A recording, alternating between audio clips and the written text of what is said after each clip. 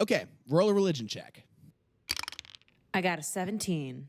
With a 17, you hear a message from the universe. There are no rules in space, so buckle the hell up. Viewer discretion is advised. 9, 8, 7, 6, 5, 4, 3, 2. Welcome back to Dungeons and Deep Space, everyone. I am Branson Plunk. I am your dungeon master. And with me, I have my co-hosts, Mitch Woodson. Hello. Ashleigh.a.smith. Hey, what's up? Nate Rivard. Aye. And Tena Rogers. I actually like going after Nate because there's never really any expectation. It's a low bar to clear. Yeah. It's exactly what I can kind of get over. I mean, to be fair, strain. last episode, you did have to, you only had to follow Dabo Sweeney Sucks, which is, not that hard to follow. Yeah, exactly. He does suck. I mean, yeah, but we're not getting into that again. How's everyone doing? I'm pretty good. 6.5 out of 10. Charlie, before we begin, what did I name my toe crab? Oh, my God. I don't think you named it yet. What did I send you? I think I named him Skipper. Well, let's talk about that in the recap. You were flying around the desert when the hag Betty Wastecrackle summoned a sandstorm and lured you guys in. She offered you all a deal, power for her in exchange for very powerful magic items and abilities for you all, but you did the right thing and turned her down and had a pretty intense boss fight, in all honesty. And after that, the representation of the ship showed you the secret compartment hidden in the helm room, which had a teddy bear in it. After which Hogarth had sensed that there was abjuration magic on it, and Tot had cast Identify on it to see that it had a very powerful but inactive 9th level invulnerability spell on it.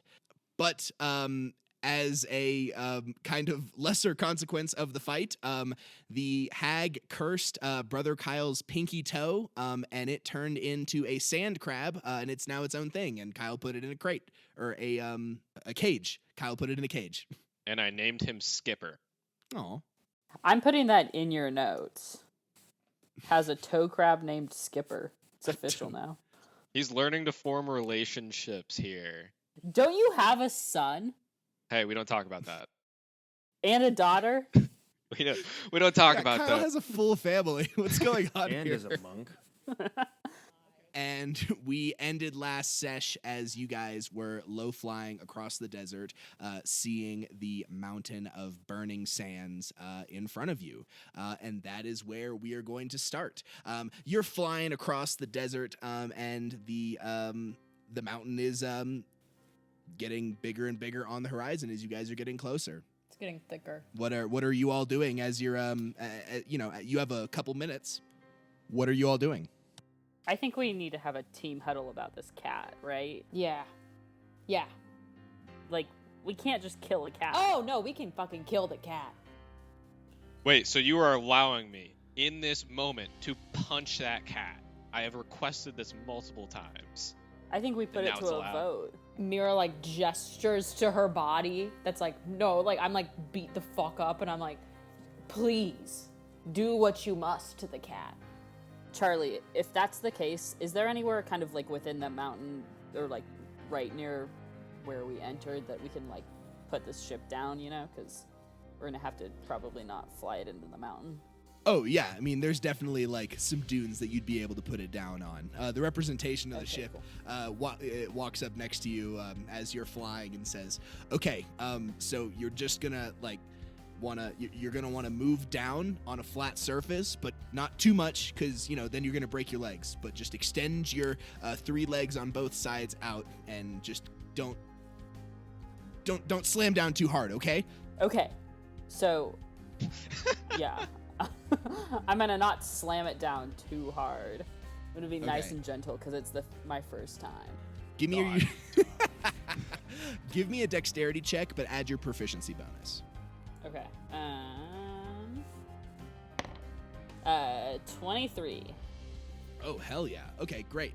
I parallel park this shit like a mofo. Yeah. I'm sorry, you said like a 23? Yeah.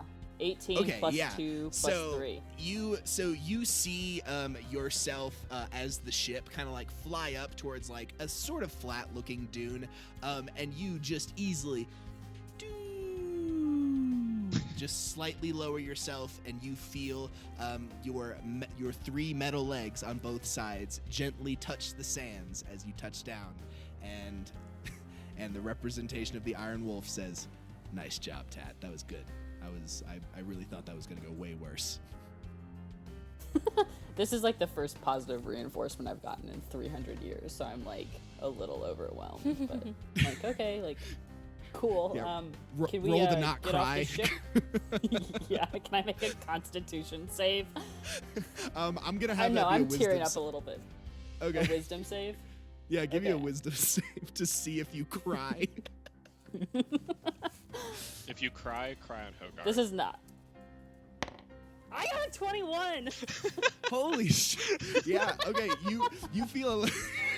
That's so funny. You do the really healthy thing and don't express the emotions that you're feeling. Push it down. I just, I take a deep breath and I just like, everything goes back deep below the surface. The Iron Wolf looks at you and says, "Yeah. Okay. Yeah. Great. Nice job. So yeah, you can just stand Thanks, up Mom. and you can. I'm sorry. What? I stand up. The Iron Wolf disappears. Okay, cool. I'm like, all right, guys, you ready?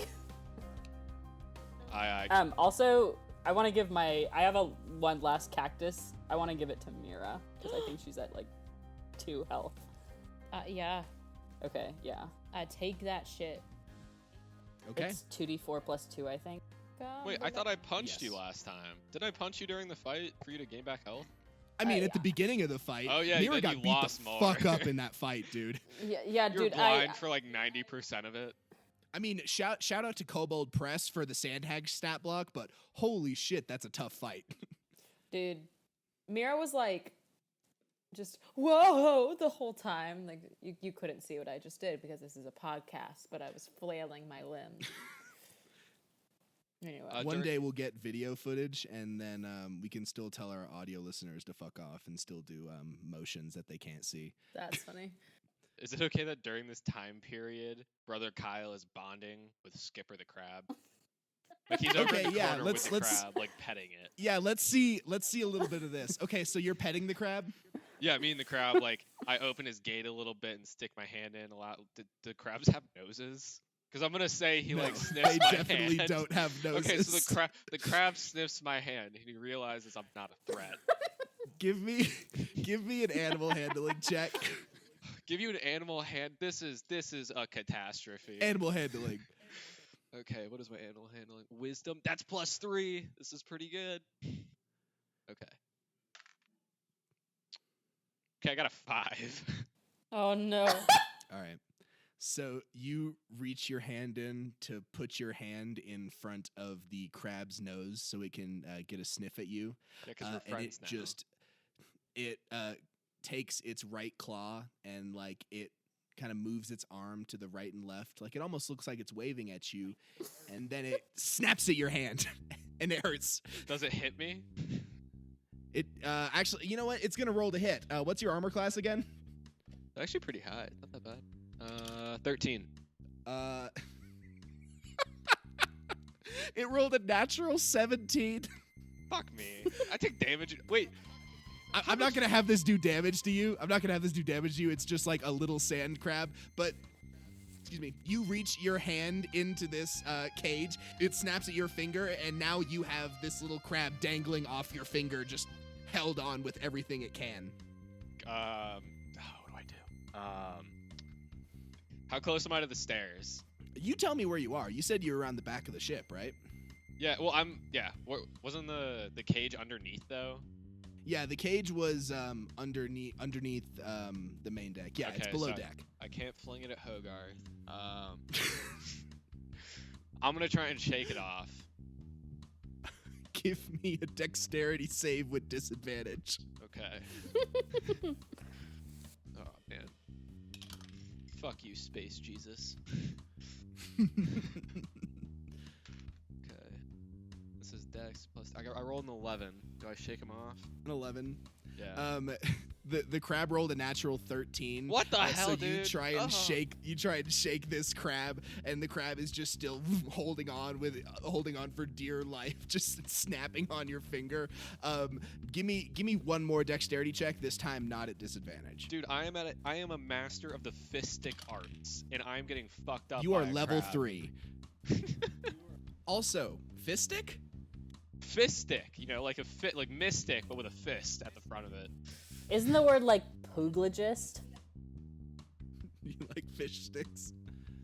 Okay, Dex not at disadvantage. At 11 Yeah. again. An 11. Okay, this time he rolled a natural 5.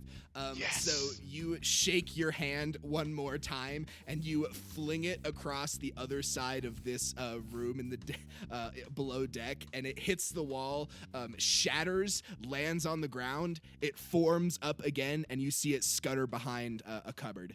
Okay, I'm gonna go to the top deck, and I'm just gonna ask the group if they want crab for dinner. I mean, Isn't this thing like 2 inches? hey, nothing wrong with 2 inches.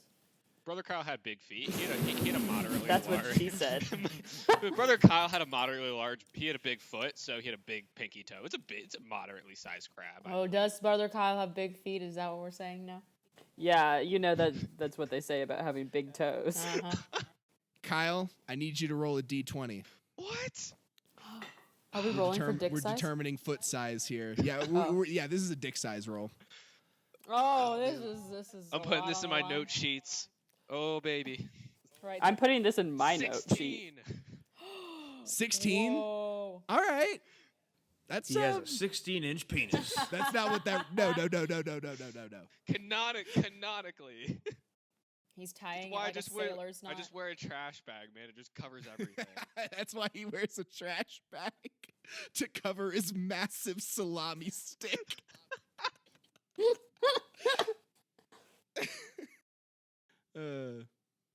It's a decent sized crab. It's not. I mean, it's not huge, but like it's definitely small. Guys, I think we should go deal with this cat. Yeah, okay, maybe we'll deal with the crab later. We're trying to get Cat, Eleanor too. Cat top priority. I'm with Tat. Well, I think Captain Meera and you have almost died the most times because of Miss Mittens' action. So I'm gonna kind of follow your lead on what you want to do with this. Captain Meera. What's up?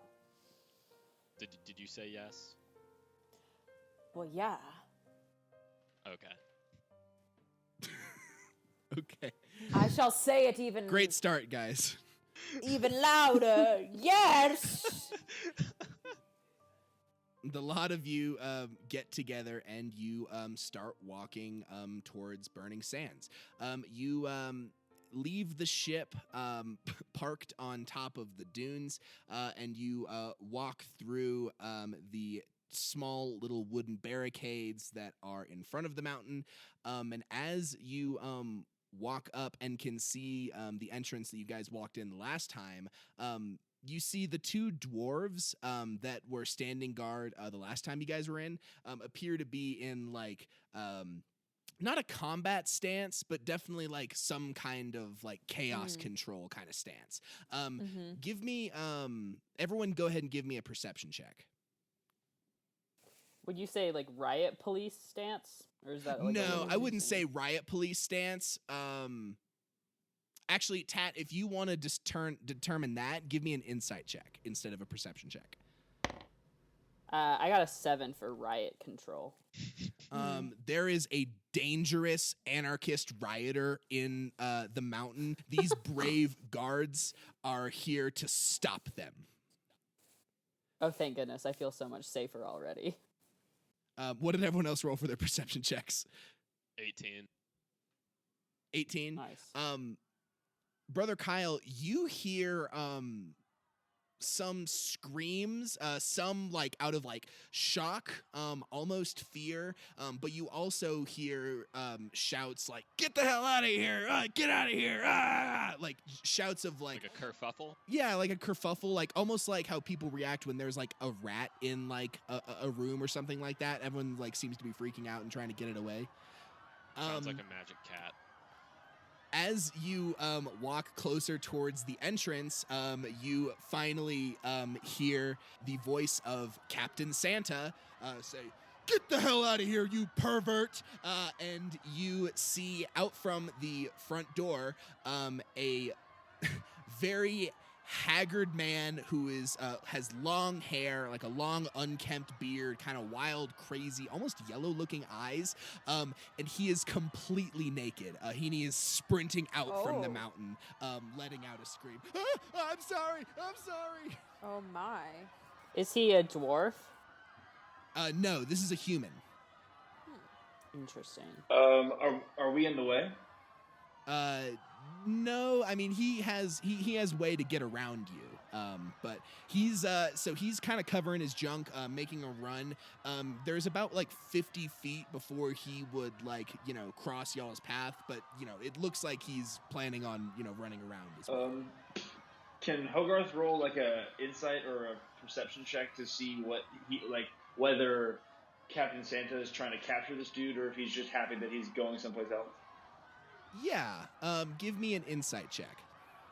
That's a 15. A 15? It looks like Captain Santa just kind of more wants him to get out of here. In which case, Hogarth is just going to be like, wow, there's some weird shit on this planet. And he's just going to kind of watch. Can I ask the group if we want to fight him in the name of the bearded man? Just to tackle him, bring him to justice, like be heroes. With all due respect, Brother Kyle, the further I stay away from that man and what's going on down there, the happier I will be.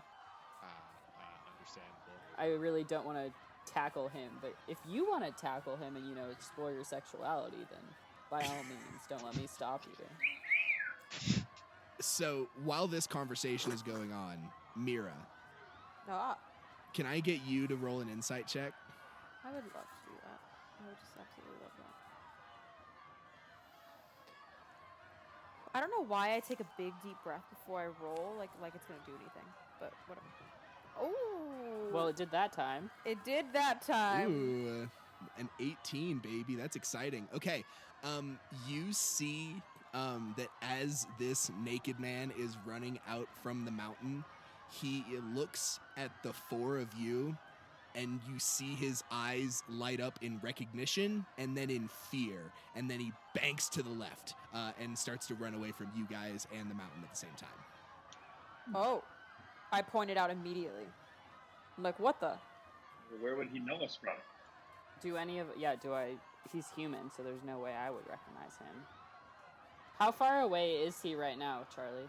He is he's 20 feet in front of you, but he's starting to run around you. It's looking like he's trying to run around y'all's right and avoid you. So he's fewer than 30 feet away? Yes.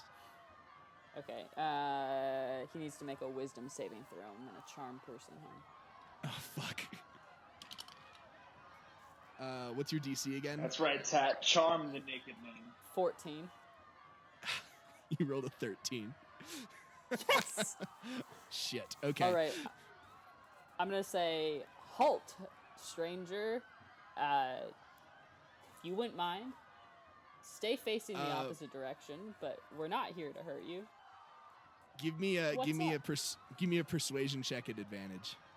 That's an 18 for the first one.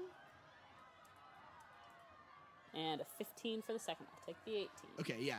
So with an 18, he's going to look, he is going to turn around to where his junk is not facing the mountain or you guys, but he's still looking. And he kind of looks at you with these wild, crazy, kind of yellow eyes. His unkempt beard clearly has not been had any kind of trimming on it in years. I'm sorry, Tina, I forgot what question you asked. Oh, I just asked him, what's up? Oh, he says, What's going on? Oh, I'm trying to get away. I found myself naked in this in the mountain, and I got to get out of here. Hogarth goes, yeah, been there, man. What? We'll talk about that later. Since he's standing still, I'm gonna turn to Brother Kyle and Hogarth, I guess, because they're the only two that have really interact with humans. Meera too, I guess, and ask if any of them recognize him or the eyes. I mean, the eyes seem a little yellow. That doesn't seem like a normal human color, but I've really only met like 6 humans in my life, so. Well, if they're yellow, he's either a werewolf or an alcoholic. So, Or a Sith Lord. or a Sith Lord. Is that canon? I mean, we are in space, but like, Lord. I Roll didn't to really think Sith we were Lord. in that kind of space. Okay, I'm gonna just ask him then.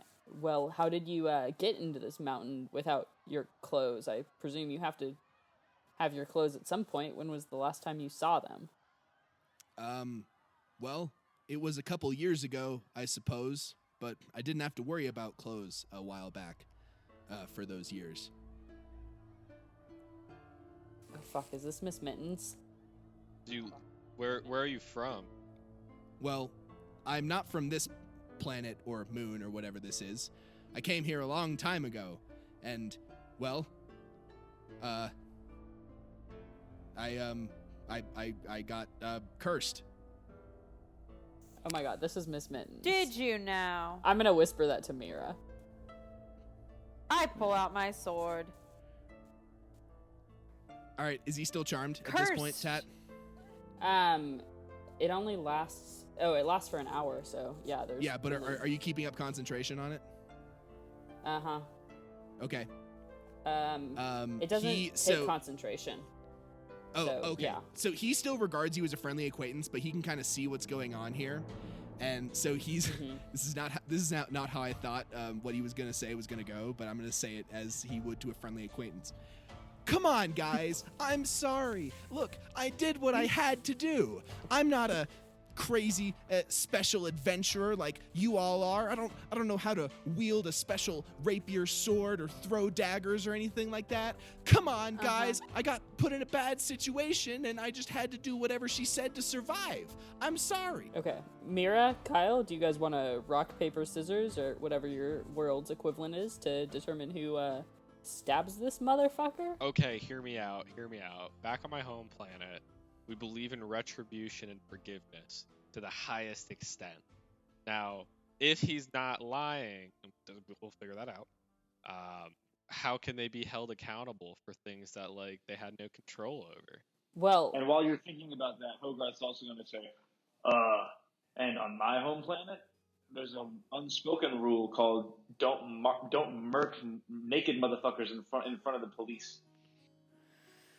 okay, well, on my home planet, there's a unwritten rule where if someone fucks you over and, leads you into a cave and almost has you killed by some goblin monk, then you, give unto them what you got done unto you.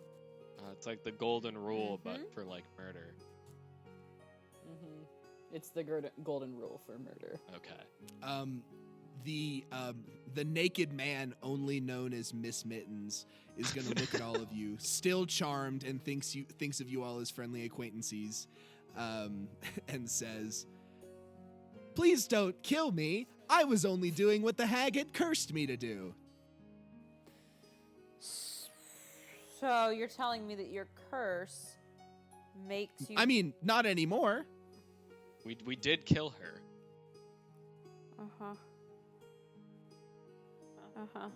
I feel like we're facing a moral dilemma. You guys want to have a team meeting? Let's have a team meeting. Yeah, I think we should do that. Okay. I feel Excuse like me, Okay, I'm gonna friendly acquaintance who I am kinda- charmed by. What would you like me to do? Just stay right Oh my there. God. Keep covering your junk. Okay, I hope I don't get a sunburn. You can sit down if you want.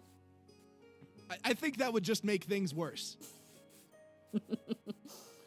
Okay, just hang out. We'll be right back. And then I'll be turn to the right rest of here. the group. Someone tase him in the balls. So I think Hogarth should speak first because maybe I feel like me, Meera, and Tat have been going over what we should do. I feel like you got something, Hogarth. Well, I think the reality is that we're never really going to know whether or not this guy was just malicious and really enjoyed fucking us over, or if he was being controlled by the hag. But what I think we can know for an absolute fact is that if 4 aliens roll up to a dwarf town, find a naked guy running around, and then slaughter him in the streets, we're going to be persona non grata around here. And I'm not sure how that's going to work out for us. I guess my one counterpoint to that argument, Hogarth, would be whether or not we're persona non grata. We're not going to be here for much longer. We got a fucking ship. We got a destination.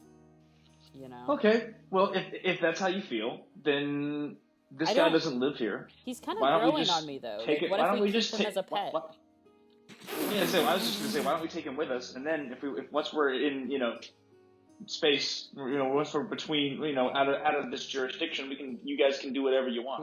For a man who has been told recently that slavery is wrong, I feel like this is slavery. Well, no, because I'm not going to make him do work. I just think he's kind of cute and pathetic. It's different. You hear him from behind your huddle, and he goes, "Doo doo doo. I'm so pathetic. I only have 4 hit points. Doo doo doo." Oh, only 4 hit points. Let me fist him. How We could, like, easy. Cut off a toe or something, and then he won't run. God. I don't think we can kill him, guys. Plunk, at this point, is there anybody around that's like, 'cause at this when we got here, he was being chased by authorities. Yes, So I'm assuming okay. that, like, this conversation can't go on forever. Oh yeah, no. As you guys are looking up, you are seeing that like Captain Santa and a couple other like dwarf guards are Let's just let walking him out get arrested. of the mountain. You know? And Face they're the walking towards you. wrath of Okay. the justice system. Carceral state. Yeah. I'm sure the dwarves have a great, prison industrial complex or something. He'll suffer. Yeah, no, maybe we're the bad guys. I'm kind of sitting on that Are right we now. the baddies? So as you guys are chatting in this huddle, Captain Santa is walking up. The guards are behind him, and he says, "I told you to get the hell out of here, you weird pervert." And he looks at the rest of you all and says, "Oh, the visitors from other worlds. Why is this naked pervert standing in front of you?" So Meera, do you want to tell him that we killed the woman and all that stuff? Because I'm not. You I'm not what? good with You words. killed a woman? Oh. Yes, it was for the good. Okay. We vanquished your hag. And we removed the goblin plot problem. Don't forget about that. Yes, that as well. You can see that like he looks a little like inquisitive when you say the word hag, kind of like he doesn't know what you're talking about. But when you say when Hogarth throws in that you vanquished the goblins as well, he kind of like does a double take and says, "What do you mean you vanquished the goblins? There are hundreds of them." Nah, dude. There was just one. We killed that one. The rest went away. And we got 2 fists, so there's only one of him. He has no chance. The dwarf kind of Uh-huh. like cocks his head to the side and looks a little bit confused, almost like he doesn't really believe you. We can... Captain Santa, if you don't believe us, we can take you up in our ship and show you their former settlement and what remains of it if you need some evidence. But He looks This- behind and says, "What? Wait, what is that? What is that contraption?" It's a flying bug boat. Are these not normal here? No, what? No, I've never seen anything like that before in my life. What? Me neither, bro. regardless of whether or not it's in your realm of familiarity, we are only seeking to do good, and this naked pervert appears to be the last of our loose ends to figure out how to wrap up. Well, we had just planned on banishing him and kicking him out of town. You can still do that. We're not here to tell you what to do. Perhaps it would be fair to give him some clothes first. Give me a persuasion check. Okay. 6. He rolls his eyes and says, like this pervert didn't have clothes stashed somewhere else in the mountain. Absolutely not. If he wants clothes, he shouldn't have been streaking around in our good town. The man only known as Miss Mittens turns his head and says, I never had clothes. The last clothes I had disappeared a couple years ago. Okay, I'm gonna interject here, big man. Okay, if you don't have clothes, the only way to get clothes is by going to people with clothes while you're not wearing clothes. So there's a strong argument that if he didn't start with clothes, he can't get clothes at any point and will just be naked the whole time. So I feel like he didn't do anything wrong there. Charlie, I have a set of fine clothes in my equipment, whatever. I'm going to take the pants out and throw them at Miss Mittens so that he can at least be decent. So these are clothes that fit you. Yeah, but I'm like an elf. Yeah, no, I'm just saying, like, are you like, how thick are your legs? Is what I'm trying to ask. Oh, I'm waif thin. My strength is 9. They're like spandex. He has a strength of 10, so like he's able to put them on, but they're definitely like one size too small. Okay, but he's like covered up now. His dick and balls are covered up. Yay. Well, that solves our first problem, team. And he's still charmed, and so he says, "Okay, well, do you need me to do anything for you all friendly acquaintances, or should I just start walking?" Start walking. And as Pennis, you should collect some cactus fruits to give to the townsfolk. Give me a persuasion check at advantage. That seems like a fair punishment. And it'll also give him an opportunity to inject himself into the economy. Yeah. I just want him to better himself. An 18 and a 9. I'm going to go with the 18. Yeah, the 18. He nods his head and says, "Yeah, I think that's a really good idea. I'll go grab some cactus fruit and bring him to the people of Halting Winds." "I'm better now." And he nods his head and starts running away and starts jogging off. Is this what rehabilitation does for people? Captain Santa looks at that guy and says, You're very kind for giving him pants, but that guy is, I hope I never see him again." I feel similarly. Well, now he has pants if you have to, so it's a win-win for everyone. He nods his head and says, "Yes, I suppose that's the best bet. Well, what can I do for you? You're back here. I'm assuming you're not just here to deal with a naked man." If Actually, we're only. just passing through, trying to hit the market, Yeah, stay the night. Fair enough. Enjoy your stay in Burning Sands. He nods his head and calls off the guards, and the three of them walk back towards the mountain. Also, guys, I need to buy a new pair of pants. So, Well, we all appreciate the sacrifice you made. Thank you. They were really nice pants too. I just want that to be clear. They were like, it said set of fine clothes, so they were like stylish. Well, I mean, in hindsight, I guess I should have given him one of my things of clothing, one of my like cloaks. Got an extra one of those. Those are basically disposable. So sorry, Tat. It's quite all right, Brother Kyle. I appreciate your generosity and all other things. I guess we start walking towards the settlement. Yeah, so you are walking into the Mountain of Burning Sands. You're greeted by the guards again. They let you in, no problem. What would you guys like to do?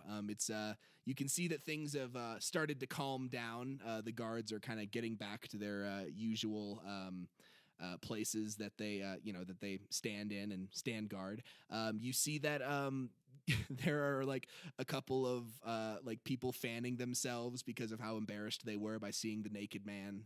You see a couple of people who are just trying to get back to business. What would you guys like to do? There is Eleanor's like place in the market that you went to. There's also the Enchanter that you guys went to, and there's also the Tavern. Gotcha. Those are the kind of three places. I don't that have go in any here. errands other than pants. Does anyone else want to come to the market with me? Sure. Would I be able to find gloves there? And if I found gloves, could I enchant them? Yeah, sure. Yeah, I'll go to the marketplace, Tat. Shopping Okay. spree. I want to go. We don't want you getting FOMO. All these little piggies went to market. So the four of you make your way to the dwarven market inside of Burning Sands. You look around, you see it's a decently busy shopping day. People are now back to moving around and walking around the marketplace. You scan the area and you see a bunch of different vendors and stands, but the one that sticks out is Eleanor. She is obviously she sticks out just because of how pale she is compared to everyone else. And you see her counting a couple of silver pieces while also sharpening a bone dagger. She kind of looks up and gives like a half little wave and then goes back to what she was doing, almost like she doesn't want to make it too obvious that y'all know each other, if that makes sense. Yes. If that's the case, I'm gonna start doing a lap of the other vendors and try and find a pair of pants to match my super nice outfit. Pants here. Get your hot fresh pants that I just made off the pants machine. Got new pants here. Oh. Okay. I walk up to that man rather reluctantly. There is a man who is wearing very fancy robes, and then he is wearing Miss Me jeans, but instead of just bedazzled on the back pockets, the entire front is bedazzled too. So this guy has some really fancy pants, and he says, "Are you here to, hey little lady, how's it going? You here to get yourself some fresh pants?" It's hopefully something not as flashy as what you're wearing. You're a little too fashionable for my taste, but yes, Well, that's fine. I got pants for people of all sorts. What kind of cut you looking for? like a flare jean, like something groovy. Yeah, sure. He goes into his back. He goes into his back of his shop, and he pulls out a pair of bell-bottom jeans. Can you put tassels on the pockets, and you'll have yourself a deal? He says, "For an extra silver, I can put 2 tassels on each side." Perfect. Oh my god, do it. Yeah, that'll. How much will that run me? Tell you what, give me 7 silver pieces, and you got yourself a nice new pair of bell-bottom. Oh my jeans. god. Okay, I give him 8 silver and tell him to keep the change. Oh yeah. He says, "Thank you, ma'am," and he sews on tassels on these bell-bottoms, and he hands them to you. You got yourself a nice pair of bell-bottom jeans. Okay. Add them to your inventory. I'm honored. I put them back in my explorer pack. I'm very happy about these. The pants merchant looks around and says, "Is there anyone else who'd be interested in getting some pants while they're here?" Excuse me, sir. I don't wear pants, as you can see from my getup. Oh, you're disgusting. But can you make something for me? I see you can do your little sewing thing. Can you cut the shoulders off of my or cut the sleeves off of my tunic and turn them into gloves, fingerless? Absolutely not, friend. Gloves are a crime against nature. Is there a glove guy here? My brother's a glove guy. I fucking hate him. He's awful. Where is he? Brother Kyle's trying to get a muscle tank. He's over there, and he points to the other side of the marketplace. You see an identical looking dwarf, but instead of fancy pants, he has fancy gloves. Would you like me to send him a message when I go over there? You two are brothers and everything. Oh no, I don't talk to him at all. Okay. Well, thank you.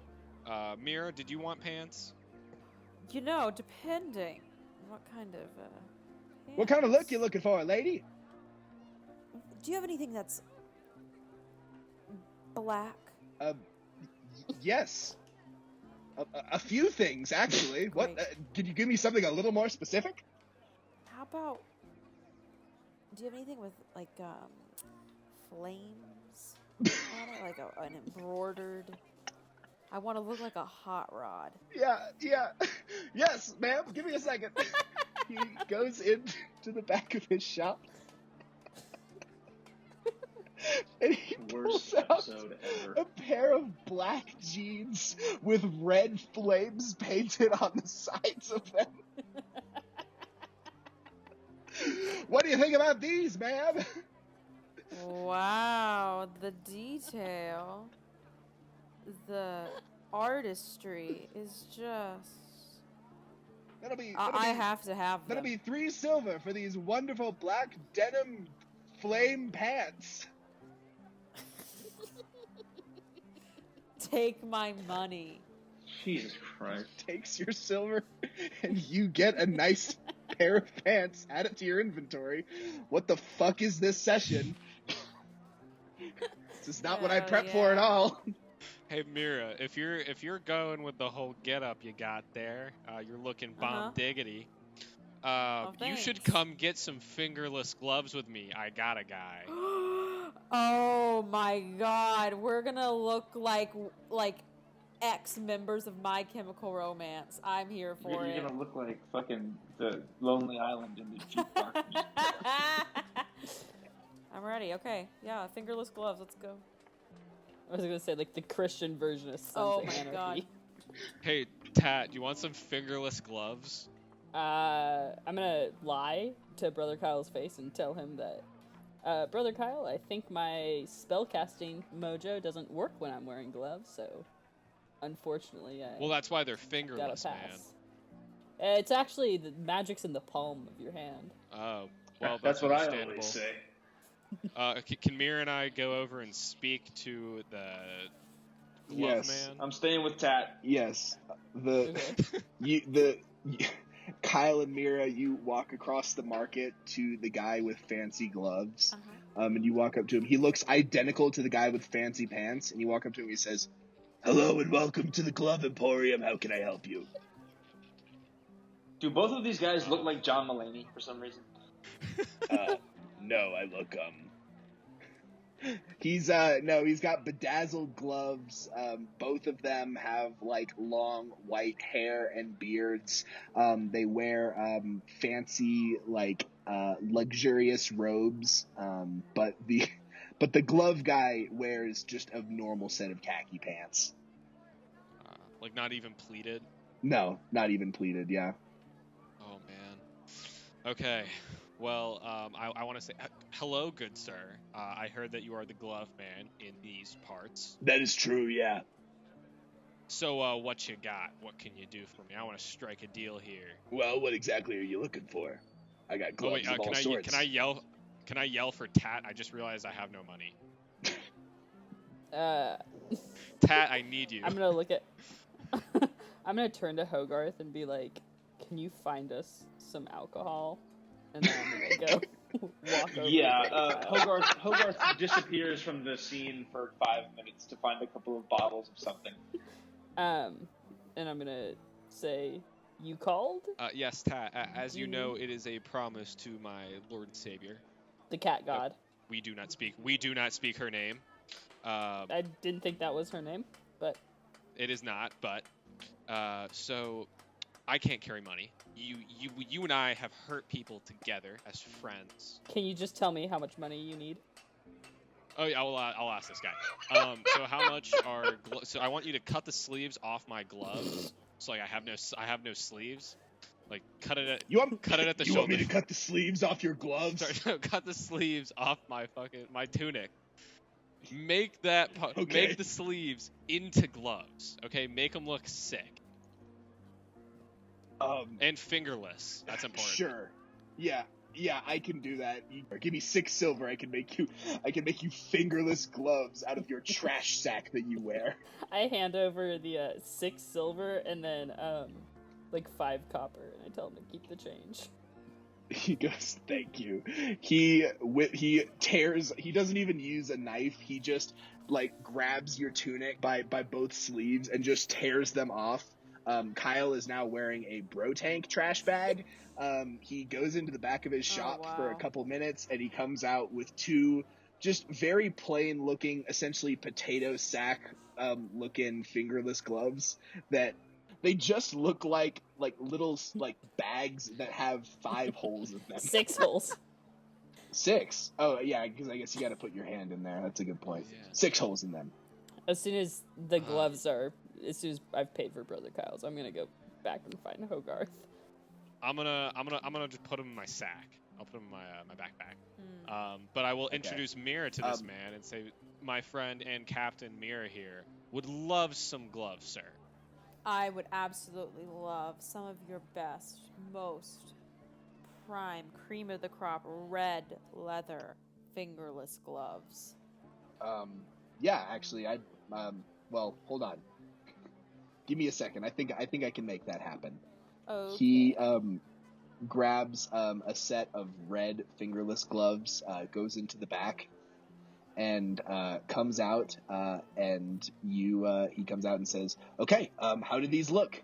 Give me a investigation check." Oh Lord. Oh Lord. These gloves are gonna have like poison damage and kill me. Uh-oh. Investigation? It's the curse of the mittens. Yes. Uh-oh. Uh-oh. A 4.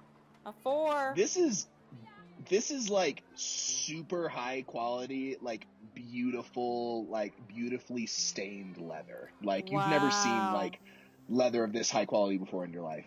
Man, I love this. I love that this leather is not full gloves. I love that these gloves with this beautiful leather is made to be fingerless gloves specifically. Yeah, because that's what I love about wearing gloves. I love my Yeah. fingers being cold as hell. Uh-huh. Yeah, I just like my palms to Um, be sweaty. The glove guy goes, "Yeah, and these beautiful red leather gloves can be yours for only 6 silver." Ooh, that's a high price. I mean, it's what your friend had to pay for his trash bag gloves. So And he did also tailor those. I'll back him up on that. Right. All right, I'll bite. I'll take them. all right, you hand him 6 silver, and he hands you the beautiful red dyed fingerless gloves, Sick.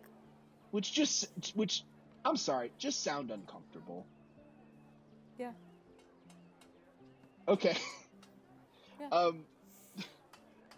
Hogarth, we're moving over to you. As you're trying to find alcohol per Tat's request, you do remember that Frederick's distilled really good vodka, the tavern that you stayed in Excellent. last time you were here. So then, I'm assuming that that's like around the corner. Yeah, you follow a couple streets that you recognize since you were here last time, and you find yourself in front of Frederick's. I kind of use my trunk. I have put my hands behind my back, and I use my trunk to push open the swinging doors. He opens up. You see the tavern is a little more busy than it was last time. Instead of like none of the tables having people in it, there's like 2 or 3 tables that seem to have folks grabbing lunch. Some at people. it. Yeah, a couple Okay. tables, but there's still a couple open tables. Frederick is talking to someone behind the bar, but you see him kind of polishing a glass. You look on over to the hearth and see that there is the illusion of a fire going, again, because it's really hot outside, so it's more of just like a placebo cozy thing. I hate placebo cozy. Alright, yeah. So then I walk up to the bar and wait for Frederick to get done with this conversation so as not to interrupt anyone. I wouldn't want to be rude. You wait about 30 seconds. Frederick kind of looks over and sees you. He kind of like gives a half wave. He finishes up his conversation and walks over to you and says, "Hello, welcome, welcome, alien, to the tavern. It's been a bit. Have you how have your excuse me? How's your adventure been?" My name is Hogarth. You can call me Hogarth. The adventure's been going rather well, thank you for asking. Okay. But yeah, thanks for asking about how things are with me. How are things with you? Can I ask you a question. No, you know what? No, never mind. Okay. That's fine. Can I have 3 bottles of vodka, please? 3 bottles?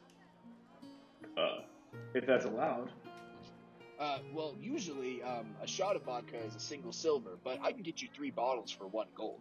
Hogarth gives him a gold piece. He smiles and he pockets the gold piece and rummages behind the bar. You hear a glass crash and he kind of mumbles under himself. And you see he, before his head pops up under the bar, you see his hand reach up and he's holding 3 vodka bottles very precariously through that. You know how some people like can hold a beer, like hold 3 beers in one hand if like they angle their fingers in a weird way? I can do that. He's doing that. Cool. Motherfucker got some big old hands. Hogarth grabs 1 bottle with one hand, 1 bottle with the other, and the 3rd bottle with his trunk. Nice. Yeah. So you grab those, and Frederick says, "Are you staying the night after your adventure? Should I prepare a room for you all, or?" I'm not sure yet. We'll see. We may be back. Frederick nods and says, "Okay. Well, I'll see you, Frederick." Yeah. That. Yeah. So Hogarth leaves, and he tries to return to the market to find his comrades. Hogarth, you get back a little after. You see Meera and Kyle fawning over their new pants and fingerless gloves that they purchased. The 3 of you watch Hogarth come up holding 3 bottles, 1 with his trunk. They all seem to be just filled with vodka. I'm gonna go up to Hogarth and offer to take one of the bottles, and I'm gonna say, "God bless you. God bless you. Thank you for." And Hogarth is gonna say, Sure thing. It was the least I could do. Oh, because it's in his snout. and then he's gonna extend his trunk over to you for you to take the bottle. Okay. Yeah, I grab it, I uncork it, I take a little swig. Mitch, that's a really good joke. I thought you'd appreciate it.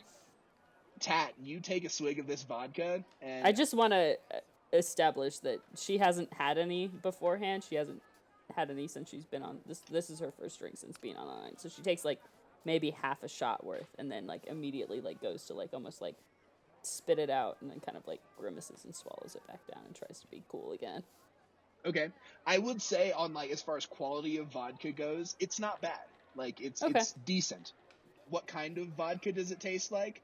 That depends on who's willing to pay me for a sponsorship.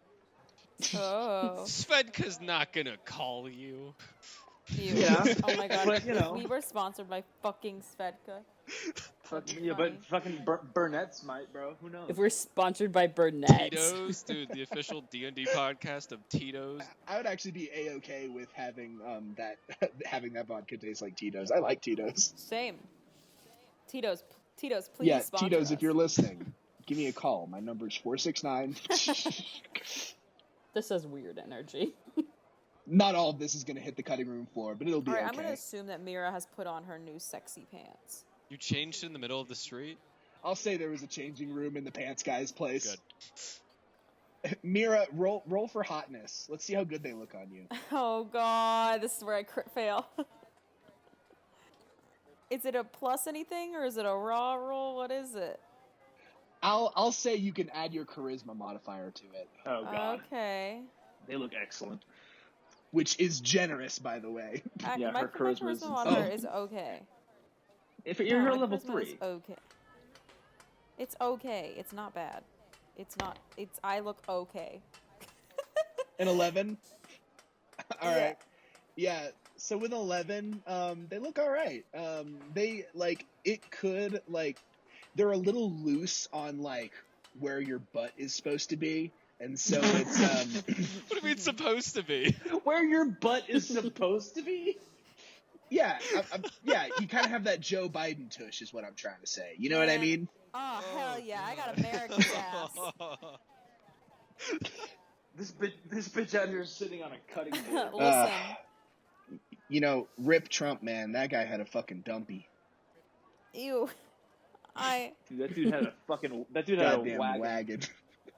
Oh my god. with your cookie sheet ass. Thank you. That's America's ass. Other than that, they look okay. I mean, they have like cool flames on the bottom. They're not bell bottoms like Tats are, but like their flames are like kind of closer to the bottom. Can I roll for how hot my pants are gonna be? Have you put them on yet, Tat? No, I'm just wearing my. That's what I was saying. fake I'm only priest gonna make you roll to Ooh. see how good you look Okay. after if you put them on. Okay. Yeah, I'm Okay. keeping them off. I'm gonna leave the audience guessing about what badonk Todd's got. Yeah, that's for the late Well, show. since you said that she was God, what did I you say? hate my life. Waist thin. Yeah, it's like if a normal butt is convex or whatever, her Concave. butt's concave. It like dips in a little bit. Damn. You're gonna need to have like your coccyx Okay. replaced. So Yeah, she just has really okay, bad so you've just posture. spent time in the market. Eleanor, you can tell Eleanor is like trying not to look at you guys, but is still looking at you all. What do you all want to do? I want to go to the Enchanter. Meera, Tat, you guys want to come? No. Hogarth, you down? He doesn't have money, so one of us needs to go with him. Tat, 1, 2, 3, nose So I goes. guess Good that's for me. it. Okay, I guess I'm going with Brother Kyle to the Enchanter. All right, so Tat, you you supervise Kyle as he walks over to the Enchanter. I'm his chaperone. Yeah, you chaperone Kyle as you walk through these dwarven streets, and you arrive at the Enchanter's door that you were at. I don't know, I think a day and a half ago. Time is weird in D&D, but yeah, you're at his front door. Okay, Brother Kyle, I only have 19 gold, so keep your spending to a minimum. Ma'am, I wear a trash bag. I am frugal. Brother to the Kyle, bone. I'm also wearing a trash bag. That's true, but you also have cool pants, so you can't argue that. That is true. Oh my you God, could are have we cool all pants. wearing trash bags? I think, Tat, if we don't even need this conversation, if we just talk to the guy who's gonna make my gloves do things. Are you going in the door or not? I'm gonna knock on the door. You knock on the door, and you hear a, "Give me a second," and you hear some running around, and you see the door open. You see this dwarf wearing very clean and formal robes, but you look back behind him, and his place is just a mess. There is just stuff all over the place, and he says, "Yes, how can I? Oh, you all were here the other day. Yeah, how can I help you? What do you need?" Excuse me, sir. I had these gloves made of my tunic, and I want them to be enchanted. And I heard you're kind of the guy for that. I would love so much for you to take up my plea for help.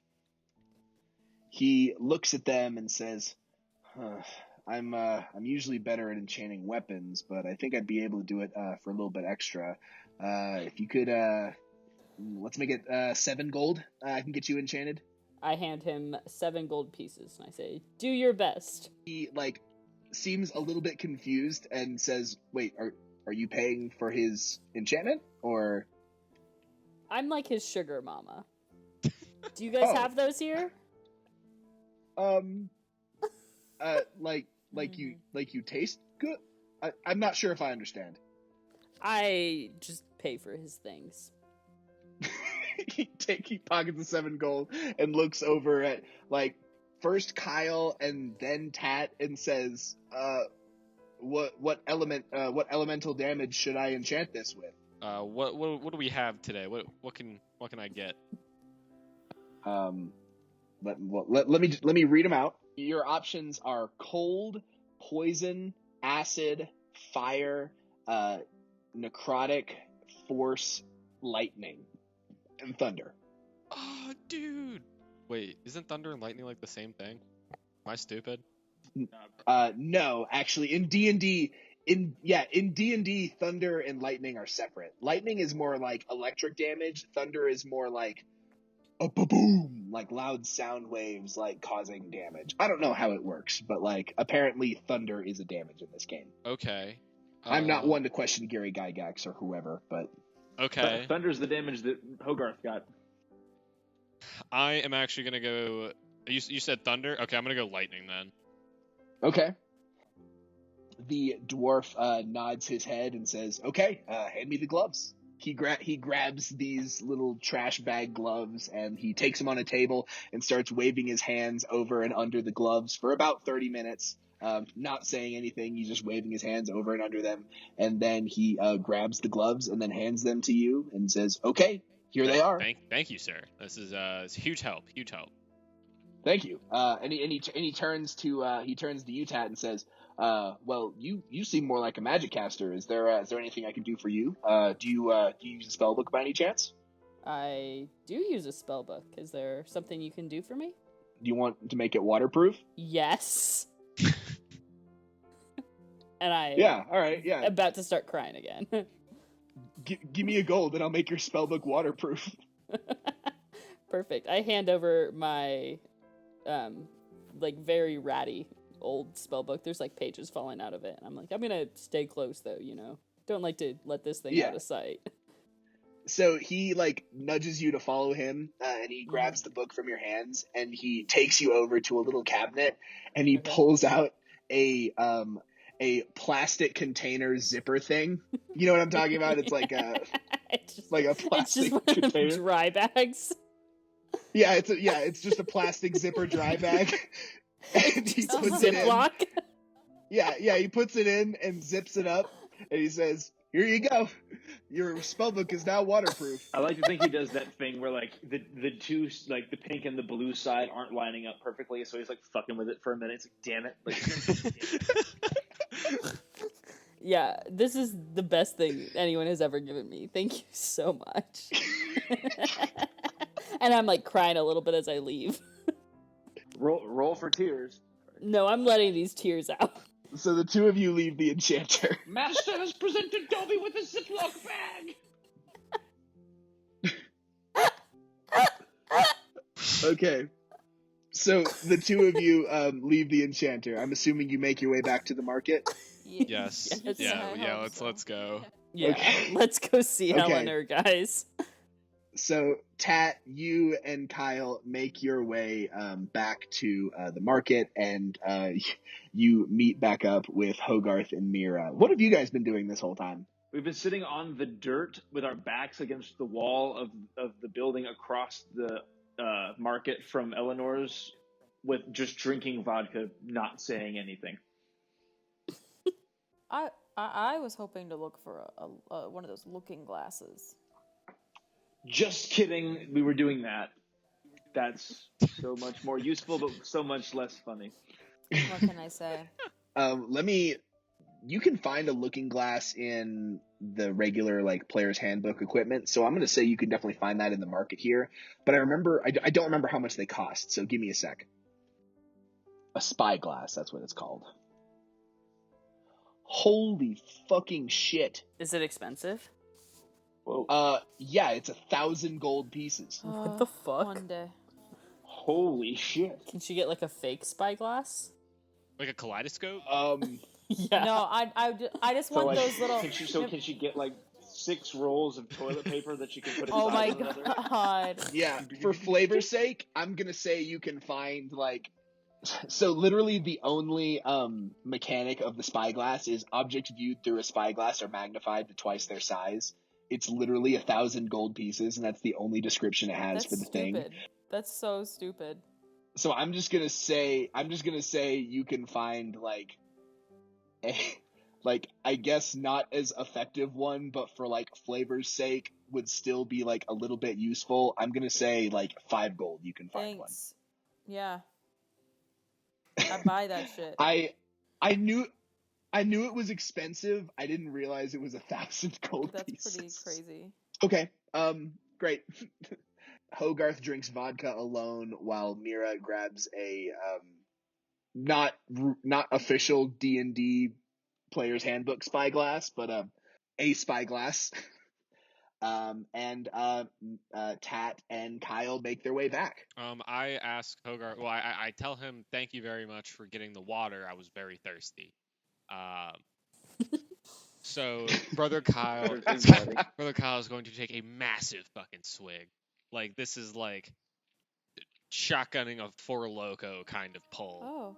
Brother Kyle just rips it, gets down most of it, and spits it up, and starts yelling at Hogarth that he poisoned me. Give me a Constitution save, Kyle. A 21. That's a +2 to a 19. That's a 21. Okay. You start buzzing, dude. Am I like chilling, or am I starting to get like sloppy? You're not sloppy. I mean, Okay. with a 21, you're not sloppy. I mean, you're definitely feeling like a hard buzz. Like you're Okay. definitely like getting a little drunky drunk, but like you're not uncomfortably drunk. It's like a You're good right, pregame. you're right in the zone where everybody wants to be. I'm gonna go sit next to Hogarth and apologize for my prior outburst. Hogarth still isn't saying anything. Guys, do you want to go check on Eleanor and maybe? I don't know. At this point, Hogarth goes, I don't know. Is she still just sitting over there pretending that she doesn't see us? Well, maybe we should go pretend like we don't see her. And I thought that's what It'll we were cancel doing. each other out, like Running PEMDAS over here or some against the shit. wall, pretending we don't see her. Right. Eleanor is just really awkwardly like polishing her like table, like her market table stand. Like she's like rubbing the same like cloth over the same like piece of wood for like 10 minutes straight, like clearly trying to buy time. So Hogarth gets up from the dirt and he kind of like just takes a big swig out of the vodka and he walks over to her and he goes, "Did you make that table orgasm yet?" What? She looks up and says, "Huh? What? Huh? Well, you've been rubbing that one spot. I was just wondering if it was working. Oh, Oh. uh, That was really good. Hogarth takes another sip of alcohol. she's gonna be like, right, yeah, right, yeah, okay, yeah, that was good. Did you I've heard rumors. Can we talk? Yeah, we could talk. Come on, guys, let's go talk. Yeah, I guess we're following Eleanor back into the warehouse room.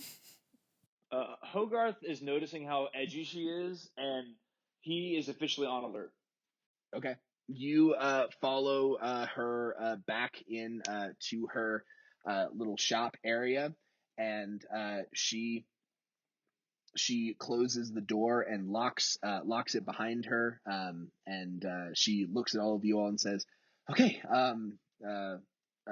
a drink to celebrate." Absolutely. What is this? Is this like your brown water, or is this one of the things that Hogarth gave me? I mean, I have ale. Oh, that was nice.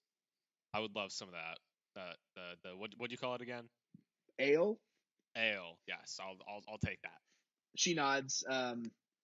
She grabs ales for everyone and takes them to the table that you all sat at last time, and she sits down and she reaches into her purse and throws a bag of coins onto the table. She says, 200 gold coins. You can count them if you want, but this should be enough to buy my passage on, right? Where are you trying to go once you get onto our ship? Literally anywhere else. It doesn't matter. All right. I need to get off here. What are you so worried about? That's a good question. She's going to say, I'd rather not talk about it. I just need to get out of here. Does this have something to do with Nargrith? Tat, give me an insight check. I crit failed. Oh. You crit failed? Yeah. Yeah, you can't tell one way or another. She just kind of seems on edge. Yeah, dwarves are mysterious. I think that's kind of racist. Hogarth is going to go, well, excuse us, but I'm afraid that we're going to have to talk about it. I mean, if you've got a bad breakup, yeah, come on the ship. Let's get the hell off this moon. But if you've got a gang of Tarasques tracing you, we're not exactly just going to bring you along. That would be cool, though. Not at level 3, it Give wouldn't. us a heads up. She is going to look very paranoid. I'm going to go ahead and ask for a group persuasion check. Whoever has the best persuasion. Probably me. What are you Can at, go Meera? for it. +5, I think. That's better than mine. +2 over here. It's definitely Meera. Yeah, you got this. Ah, Yeah, you got a this. 21. Nice. Mhm. Okay. What's 9 plus Um, 10? Eleanor 21. Eleanor is looking very kind of shifty in her seat, and she's going to lean forward to you all and say, "Okay, I killed Nardig. Okay, Oh. the guards are looking for his killer, and I need to get out of here. I just please. Uh-huh. The coin is right there. Sure. The coin is right there regardless of what you do at this point and what we do at this point. So I guess my next question is, why did you kill Nargrid? She takes a really just heavy breath, and she says, Nargrid was running an operation that was driving me out of business. I had no other way to feed myself. I had to knock out the other competition. Damn. That's heartless. Is it illegal I say we to take her. murder in this province? Just a question. Is it I the mean, law? murder is against the law here, but it was either he dies or I starve to death. Okay. Now, what are the chances you get caught? Well, slim to none if I'm not on the fucking planet. And she keeps looking around. She seems super paranoid. She says they still haven't found any leads yet, and I don't know how much they suspect me. But like I said, I don't care where you drop me off. Literally, the first sign of civilization you get to, you won't have to see me anymore. Sure. Except for we're gonna have to worry about the whatever civilization we drop you off at. You know, the first time somebody has a good idea, they're gonna get whacked. The hag said Port Quelfarius was in the system, not far away. We can get there. Or presumably we can get there. Charlie, that's a elf. You said the hag said last time that was an elven port, right? Do I The manifestation of the ship recognize it? said that it was an elven port. You know what, Tat? Give me a history check, because there's actually a chance. Okay. Okay. I do have proficiency in history, so this could go well. +6. I got a natural 20 +6. That's Holy shit. 26. Okay.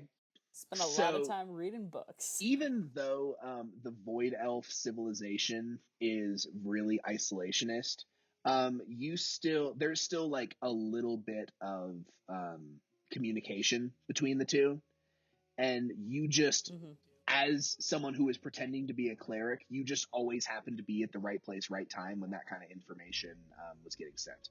Just luck of the draw. You know that while it's not the closest elven-dominated system to where you are from, it's relatively close to your home system and is for lack of a better term, kind of Port Royal for the Elven Empire. Not super, like... It's definitely, like... under the control of the Elven Empire, and like their governor reports to their emperor, and there's. But it's like on the frontier. Yeah, that's a very good way to put it. Yes, it's kind of on the frontier. I'm gonna quickly relay most of that back to the group, and be like, well, if there's any good place for Eleanor to make a new start, it's gonna be Port Quelfarius. So as long as she agrees not to kill everybody. And as long as she agrees to try and make an honest living once she gets there. She throws her fist against the table and she says, I'm sorry, I don't have special abilities to where I can get extra gold and... Look, I'm sorry. There was no other way for me to do it. I was gonna starve otherwise, okay? No, we admire your moxie. We're just trying to make sure we don't get, a knife in the back or however you ended up killing this person. I promise you I won't fuck you guys over, okay? Can you be ready to leave in 12 hours? I can leave right now. I mean, we've got quarters on the ship, right? Yeah, I mean, we could leave right now if we really I guess wanted that's to. true. All right, guys, group huddle. Do we take the money or? Well, I mean, I don't know. It seems to me we've got three options. We leave her behind and we don't get murdered. We take her with us and we probably don't get murdered, or we punch her in the face, take her 200 gold, and we Only split. one of those options has both. There's no chance of getting murdered, and we get the money. But I could have used, a new start before I was kidnapped, and I appreciate. Well, the it's new not start like it she gave killed me, someone because so- they were a bad person. She killed them because they did better work than her, which, like, I don't know how to feel about that. Okay, it's a complicated It's like topic. very similar to what I did. So, Is it a like, complicated topic? No, not really. Murder's not always wrong. I was definitely in a creative writing class once, and a guy definitely did a story that was better than mine, and I did not murder that man. Why and I did not? not find it to be a particularly complicated ethical quandary. I'm shocked. We all do what we need to do to survive. So, if Port Quilfarius can be that second chance for her, then I don't see why we wouldn't help. But I'll defer to the group. All right, fine. Brother Kyle. I won't murder her. Okay, we take her with us. All that jazz. Cap'n. Okay. All right, then it's agreed. Okay. Eleanor kind of looks at you all and looks at the bag of gold on the table, and she says, what do you all think? If you murder any of us, I will do the deepest, darkest necromantic magic to bring them back as a revenant and haunt you for the rest of your No. existence. I promise. No. I just needed a fresh start somewhere else. I promise. All right, then welcome to the team. And I extend my hand for a handshake. She gives like a very cautious smile and shakes your hand. She looks at the rest of you all and says, "Okay, do we want to leave right now? Do you need more time in town? What?" I need a long rest before we get out of this system, but I can do that in 4 hours, kind of wherever, so it's up to everyone else. But do you guys want to rest on the ship or in town? Meera would probably want to rest on the ship. Okay, I agree with that. Do we want to stock up on booze before we leave? We have 3 bottles. It's a lot. Oh, Right? oh, Monk, you're new to this. Can I ask Eleanor if she has any beef jerky rations that she will not be She selling? says, that she can yeah, give to us as fuck well?" this place. If we're going right now, yeah, let's take some beef jerky, the kind to eat and not the kind for health potions, and then let's bring a couple kegs of ale too. She looks over at Hogarth and says, "You look like a strong guy. I could carry one. You could carry maybe like 2." Sure, whatever you need. What about the bone weapons? She says, I guess if one of you wants a bone weapon, you can have it. Otherwise, I guess I'm just gonna leave them behind. Okay. I want a dagger. Does she have one? Oh yeah. She goes over to her little collection and grabs a little bone dagger. She hands it to you, and it looks like it used to be like some kind of animal's not femur bone, but like kind of like a shortened leg bone. Mm. Like it's Like a actually a decent, yeah, maybe a tibia. It has a decent like carving for the handle. It has like the whole deal is like carved out of like one bone piece, like even the hand guard. Oh, cool. It seems to be pretty nice. Okay, I take out my fake shiv and I shove it in my boot, and then I put that one on my hip. Okay. So the dagger is a +1 to hit, but not a +1 to damage. Okay, good to know. Eleanor looks around at everyone else and says, "Okay, anything else we need, or we good to go?" I'd say we're good to go. I agree. Yep. Show me what I need to be lifting. She leads you over to the kegs of ale. She seems to be like a pretty strong individual. So she grabs one on her own, and then she points to 2 more for you to grab. Okay. Yeah. Hogarth kind of kind of stomps over there and picks up one, puts it on his shoulder, picks up the other, and kind of carries it on his waist. And then as she's walking on the way out, she points to Kyle and says, "Hey, there's some beef jerky and dried cactus fruits that we can use to eat. I don't know how long we're going to be gone, but are going to be traveling, so we might as well bring as much food as we can. So if you could grab that bag of dried meats and fruits, that'd be great." Will do. She nods to everyone, and she looks to everyone else and says, "Okay, you all lead the way, and if we could get stepping, that'd be great." Get steppin', says the murderer. All right. I would love to get steppin'. Let's. Hogarth just sort of like kind of puts his shoulders forward and starts kind of like using the momentum of all of his heft and all of the weight from the kegs to kind of like take him toward the ship.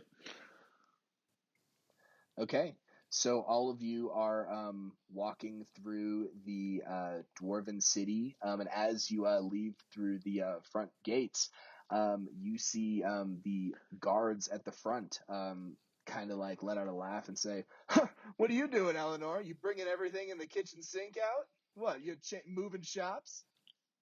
And she just has a really nervous laugh. We're going camping. Yeah. She's just Yeah. helping us carry the supplies. Yeah, camping. Yeah, we're going on a camping trip. Looking for the caribou. lost giant. No, there's no caribou in the desert. It's a giant cobra snake. Yep, giant cobra snake. That's what I meant. A cobra snake. Okay, can I have you guys make a group deception check? Got an 18. An 18. The guards kind of squint their eyes and say, "Okay, Eleanor. Well, enjoy the hunt. Bring back something good." And she says, "Yep. Alrighty. All right. See you around, guys." And she waves and starts walking forward and is desperately looking for someone to lead the way. I'll lead the way. I'm like, here I go. Eleanor leading the way. follows Meera to the ship.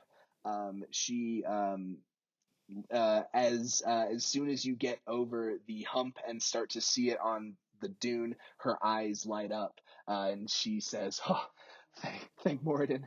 I'll finally get off this goddamn rock. Thank you all so much. I can't thank you all enough." By the way, as a wild magic barbarian, Hogarth is aware of all magic items and their type of magic within 60 feet. Does he detect anything magical or magic endowed with Eleanor? He does not. Okay. Yeah, the five of you start loading the ship. Eleanor lets you guys know that she is willing to help out in any way that she can. Right. I give Meera and Hogarth each 67 gold pieces from the 200 we got from. Wonderful. Cool. So now, add that to your inventory, and then I kind of unroll my bed sheets in the that room with the chair and start getting ready to take a little nap. Okay. Is everyone taking a long rest, or? We'll do it in waves. Yeah, I'm. Hogarth will stay up and watch the ship. Okay, I'll take the second watch since I only need 4 hours to get my long rest in. Okay. When we're going, when we get on the ship, where's the crab? Well, you don't know. You want to look around for it? Hogarth looks at Kyle and goes, "Well, when you got your toe cut off by a space hag and turned into a crab, you promised you'd be responsible. So if you don't know where your crab is, then you're gonna have to be the one to find it." Oh, okay. I guess you're not incorrect. You all take your long rest. Is there anything that happens in that rest that I need to know about? While Hogarth is sort of just staying up watching the ship, he's keeping one eye and one nostril on Eleanor. Eleanor kind of sees that everyone's just kind of taking some downtime, and so she has taken her backpack out, and she actually set out a towel and is reading. Mm-hmm. Is there can Hogarth read the title on the front of her book? You see that it is a black leather-bound book. Can you read Dwarven? I cannot. Okay. You just see something in Dwarven on the title page. Or the cover page, I mean. Okay. Well, there you go.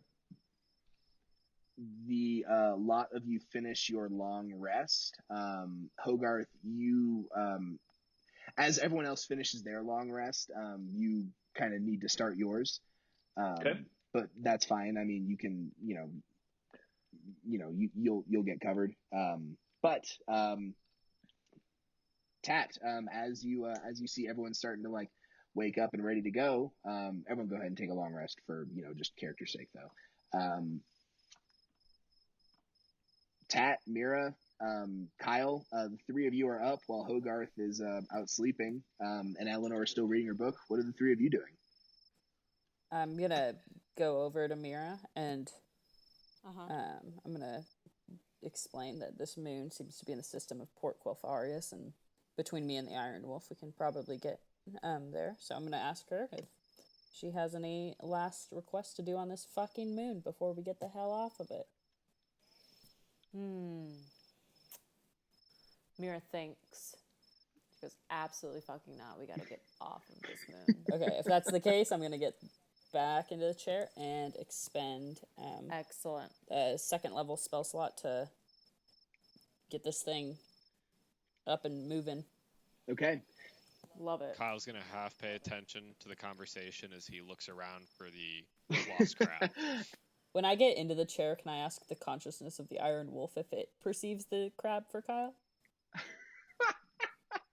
Okay. Tell you what.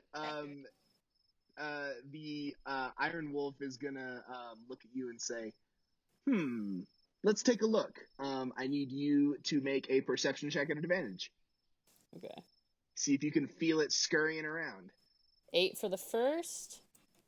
Can't get much worse than that. 21. 21. Tat, you feel it scurrying around in the old warrior's room, currently where Hogarth is sleeping. Okay. I'm gonna call out to Brother Kyle. I'm gonna say, Brother Kyle, I want you to try not to wake up Hogarth, but your friend Skipper is in the room where he's sleeping. So if you could just quietly go get that, I think we'd all be happier. Brother Kyle goes into the room where Hogarth is Should I roll like a perception check against his stealth check? So I actually, believe it or not, I actually know this rule off the top of my head. Hogarth, what is your passive perception? That would be perception plus 10. Yes. 15. 15? Okay. Kyle, are you trying to be sneaky about this? Yeah, I'll be sneaky. Okay. Give me a stealth check. If your DC is a 15. Okay. It's Dex, it's plus 3. You said a 15? The DC is a 15, yes. 19. A 19? Okay. Nice. You are able to sneak in. You see Hogarth Hogarth, do you snore? I'm gonna go with he breathes in like he snores, but then when he breathes out to snore, it doesn't sound like a human snore. It sounds like a small elephant sound. Oh, that's so cute. Oh my god. Okay, yeah, that's so cute. Okay, that's what happens. You see Hogarth on his little bedroll.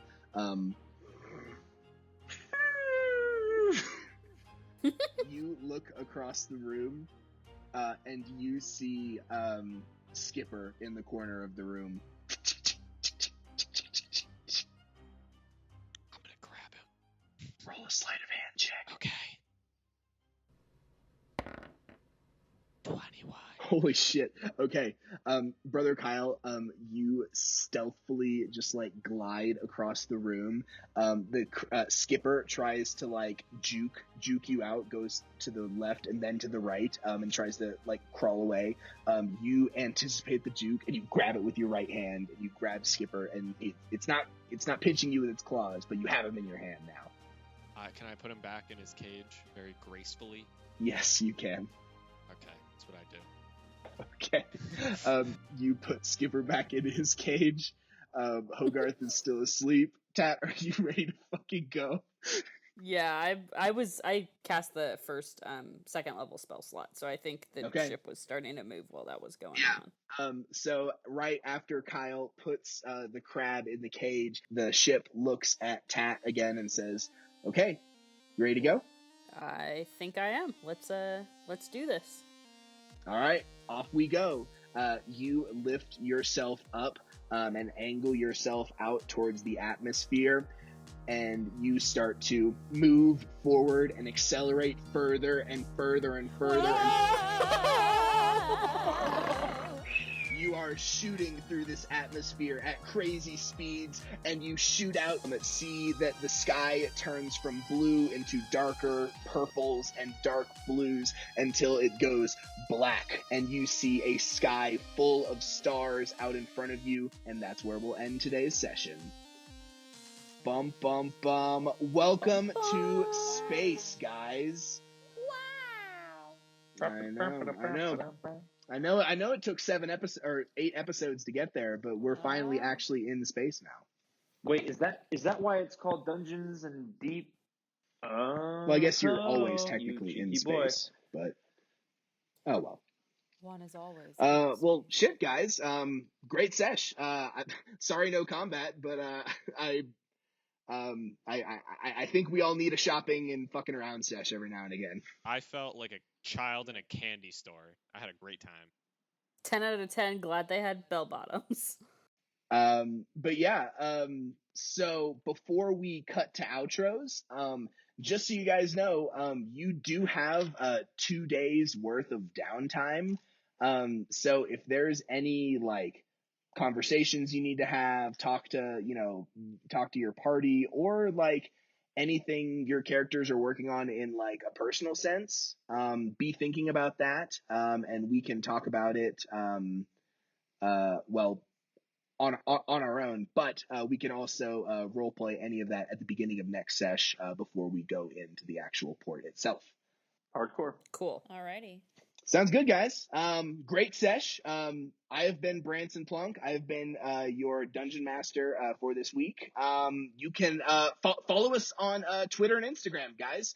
Our Instagram is dndeepspace, D the letter N deep space, and our Twitter is just a simple @ddeepspace. Y'all can follow me on Instagram it's a new handle, at Ashleigh.a official. That's my music name. Oh yeah, doesn't someone have a single coming out, Ashleigh? Oh wow, it's funny you should say that. I do. If you're listening to this after January 21st, my single is out. This episode comes out on January 28th, so it will be out by then. Perfect. So it is available for your ears. Your ear holes could be listening to my La Musica. So wow, it's on all streaming platforms. Just well, you know me, Ash. I'm a big fan of any La Musica I can get my hands on, so I'm really excited to listen to it. Yeah, it's a little bop. That's a little bop. Yeah, yeehaw. Yeah. Yo, you can find me on Twitter @Mitch Woodson, and remember, if you are anti-Antifa, you may just be pho. No fuzz You're not allowed wrong. on this podcast, unless they're a character that I'm playing. I'm Nate. I'm also brother Kyle. You can find me on Twitch, Instagram, and YouTube at McNipply, McNipply. If you want to find my real person, Nathan Rivard 99 on Instagram. See you there. Hell yeah. Last but not least, I'm Tena Rogers, and if you want to get in touch with me, just, scream out in the night sky, and maybe I'll hear it. All right. Yeehaw. Yeehaw. All right, guys. Thanks for listening to today's episode. Thanks for putting up with us this week. We will see you guys next on February 11th. Valentine's Day special. That's right. Ooh, or birthday special. Ooh, I should plan a Valentine's Day encounter for that. Okay, great. I will All kill right, Keeper. No hesitation. Santa was a bust. This is your redemption arc, Charlie. Someone will fuck. No, I want to fight Cupid. Fuck that. I want to fight Cupid. I want to fuck And Cupid. He shoots arrows at us. And we have to make Constitution saves. Will you and if settle we- for a baby with wings in a diaper? Yeah. Oh my god. Yes. Oh, hands down. I'll punch a child. Edit that part out. Can you imagine he's shooting arrows at us and we have to make like fucking charisma or constitution saves, and if we don't, we fall in love with whoever we fucking see. Oh. Okay, guys. Well, I have an encounter to write now, so hope you enjoyed listening to Great. this week's episode. Bye. Bye, everyone. Goodbye.